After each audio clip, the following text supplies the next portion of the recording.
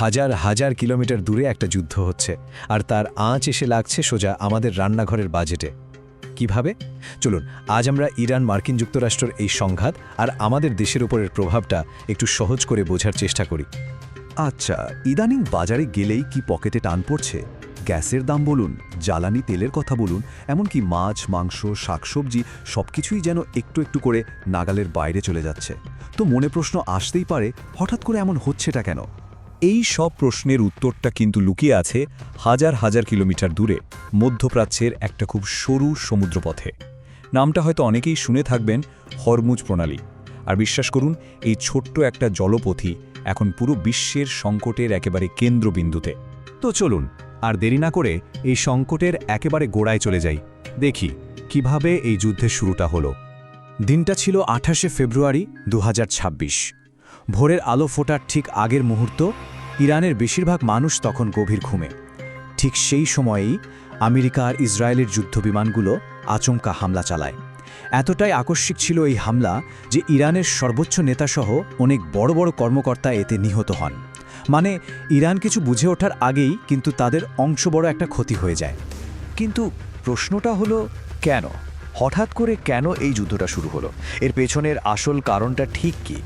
এখানে আসলে দুটো ভিন্ন ব্যাখ্যা পাওয়া যায়। একদিকে আমেরিকা আনুষ্ঠানিকভাবে বলছে ইরান নাকি পারমাণবিক বোমা বানাচ্ছিল, যদিও আন্তর্জাতিক পরমাণু শক্তি সংস্থা বলছে এর কোনো পরিষ্কার প্রমাণ কিন্তু তাদের কাছে নেই। তাহলে আসল কারণটা কি হতে পারে? বিশেষজ্ঞরা বলছেন এর পেছনে থাকতে পারে ইরানের বিপুল তেলের ভাণ্ডার, মধ্যপ্রাচ্যে ক্ষমতার লড়াই, আর ইসরায়েলের নিরাপত্তার বিষয়টাও তো আছেই। তো এই হামলার জবাবে ইরান এমন একটা চাল দিল যা পুরো বিশ্ব অর্থনীতিকেই একেবারে নাড়িয়ে দিয়েছে। আর তাদেরই চালের মূল কেন্দ্রবিন্দু ছিল সেই হরমুজ প্রণালী, যেটা বিশ্বের সবচেয়ে গুরুত্বপূর্ণ জলপথগুলোর একটা। পাল্টা জবাব হিসেবে ইরান কি করল? তারাই অতি গুরুত্বপূর্ণ সমুদ্রপথটা বন্ধ করে দিল। ব্যাস, এই একটা পদক্ষেপেই বিশ্বজুড়ে শুরু হয়ে গেল তীব্র জ্বালানি সংকট। মজার ব্যাপার কি জানেন? এই প্রণালীটা চওড়ায় মাত্র ৩৩ কিলোমিটার। একবার ভাবুন তো, এতটুকু একটা পথ, অথচ এর গুরুত্ব যে কি পরিমাণ তা কল্পনারও বাইরে। গুরুত্বটা ঠিক কতটা, তাই না? আচ্ছা, এভাবে বলি, প্রতিদিন বিশ্বে যত তেল ব্যবহার হয় তার প্রায় 20% কিন্তু এই ছোট্ট পথটা দিয়ে যায়। তো বুঝতেই পারছেন, এটা বন্ধ হয়ে যাওয়া মানে সারা বিশ্বের তেল সরবরাহের ওপর কি বিশাল একটা ধাক্কা। সৌদি আরব, ইরাক, কুয়েত, সংযুক্ত আরব আমিরাত, এই সব বড় বড় তেল রপ্তানিকারক দেশগুলো কিন্তু এই পথটাই ব্যবহার করে।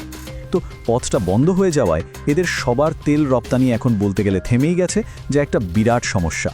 আর এর ফল সেটা তো একদম হাতে নাতে পাওয়া যাচ্ছে। আন্তর্জাতিক বাজারে যেখানে তেলের দাম ছিল ব্যারেল প্রতি $85, সেটা এক লাফে $105 ছাড়িয়ে গেছে। অনেক এয়ারলাইন্স তাদের ফ্লাইট কমাতে বাধ্য হচ্ছে, আর বিভিন্ন দেশে গ্যাসের দাম তো এখন আকাশ ছোঁয়া। কিন্তু এত সব বিশ্ব রাজনীতির বাইরে আমাদের জন্য সবচেয়ে জরুরি প্রশ্নটা হলো, এই সংকটের আঁচ বাংলাদেশের উপর ঠিক কতটা পড়তে যাচ্ছে? এক কথায় বললে আমরা এই সংকটের বাইরে একদমই নেই। এর প্রভাব আমাদের উপর সরাসরি পড়বে। কারণটা খুব সহজ। বাংলাদেশ তার বেশিরভাগ তেলই কিন্তু মধ্যপ্রাচ্য থেকে আমদানি করে। মূলত 4টা বড় দিকে এর প্রভাবটা আমরা দেখতে পাবো। 1, জ্বালানি তেলের দাম বাড়বে।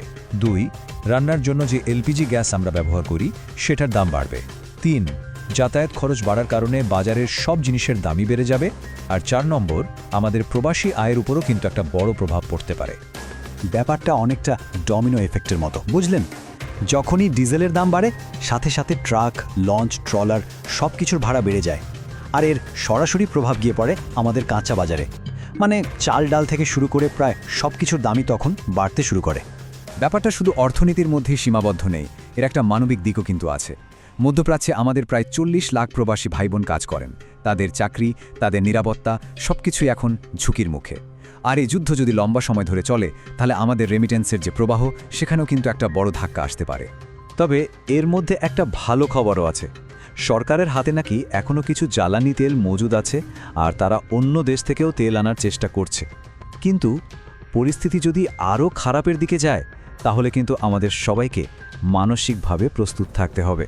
তাহলে এখন সওয়াল হলো, এই পরিস্থিতিতে ব্যক্তিগতভাবে আমাদের কি করার আছে?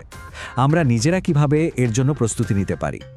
দেখুন, কয়েকটা খুব সাধারণ পদক্ষেপ কিন্তু আমরা নিতেই পারি। যেমন অকারণে গাড়ি বা বাইক নিয়ে বের না হওয়া, ঘরে গ্যাস আর বিদ্যুৎ ব্যবহারে আরেকটু সাশ্রয়ী হওয়া, আর হ্যাঁ, আতঙ্কিত হয়ে চাল ডাল বেশি করে কিনে ঘর বোঝাই করার কিন্তু কোনো দরকার নেই। সবচেয়ে জরুরি হলো সঠিক খবরের দিকে নজর রাখা। আমাদের সবাইকে কিন্তু এখন একটু সতর্ক থাকতে হবে, কারণ আগামী 2 থেকে 3 সপ্তাহ খুব গুরুত্বপূর্ণ। এই সময়টাই হয়তো বলে দেবে যে এই সংঘাত কোন দিকে মোড় নেবে। তো সবশেষে একটাই প্রশ্ন থেকে যায়, সামনে যা কিছু হতে চলেছে তার জন্য আমরা কি আসলেই প্রস্তুত? এই সংকটটা সামলানোর জন্য ব্যক্তিগতভাবে আর সবাই মিলে আমাদের প্রস্তুতিটা ঠিক কতটা, সেটা বোধহয় এখন একটু ভেবে দেখার সময় এসেছে। এই ভিডিওটি যদি আপনার জন্য উপকারী হয়ে থাকে তাহলে অনুরোধ, চ্যানেলটি সাবস্ক্রাইব করুন এবং ভিডিওটি আপনার পরিবার ও বন্ধুদের সাথে শেয়ার করুন, কারণ এই তথ্য সবার জানা জরুরি। পরের ভিডিওতে আমরা জানব এলপিজির দাম আসলে কিভাবে নির্ধারণ করা হয় এবং এটি আরও কতটা বাড়তে পারে। সেই ভিডিওর নোটিফিকেশন পেতে এক্ষুনি সাবস্ক্রাইব করুন। ধন্যবাদ, আবার দেখা হবে পরের ভিডিওতে।